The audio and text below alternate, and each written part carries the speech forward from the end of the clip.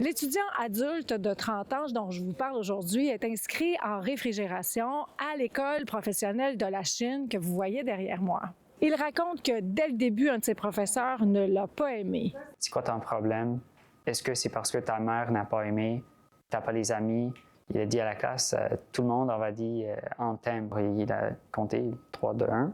Toute la classe, il a répété, je t'aime. Il a fait ça 2 fois. Et devant tout le monde, à plusieurs reprises, ce professeur lui aurait demandé de retirer sa kippa.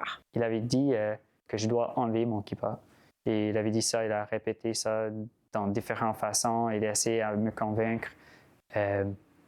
Toute la classe, il a pensé après que il est raciste. Il lui aurait même fait une blague à connotation sexuelle en parlant d'un outil. Il s'appelle Anaconda.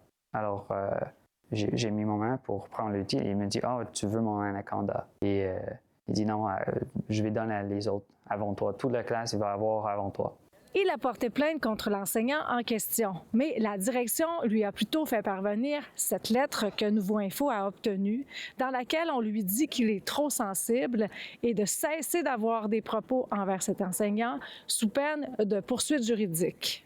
L'humiliation est correcte si c'est drôle. C'est ça leur réponse. De plus, étant donné qu'il a un TDAH, il aurait dû normalement avoir un accompagnement supplémentaire qui n'est jamais venu.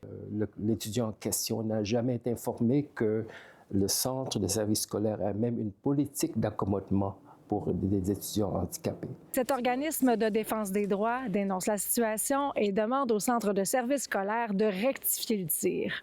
Peut-être il y a des blagues qui peuvent être vexatoires.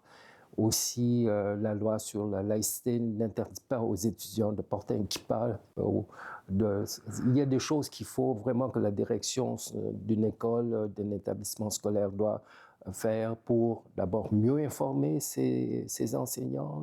Dans une déclaration écrite, le Centre de service scolaire explique qu'il y a un processus de plainte et que chaque fois, les enquêtes sont faites avec sérieux, qu'aucun geste ou parole qui manque de respect n'est toléré à l'intérieur de l'institution.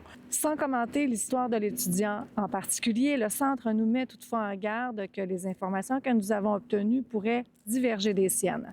Je crois que ce cas-ci demande une révision de faire des choses au sein des programmes de formation pour adultes. Lors de notre passage à l'école, nous avons pu parler à quelques étudiants hors caméra qui étaient au courant de l'histoire et qui nous ont dit que le professeur avait la réputation d'être strict. Sa mésaventure a été tellement difficile qu'il songe maintenant à décrocher.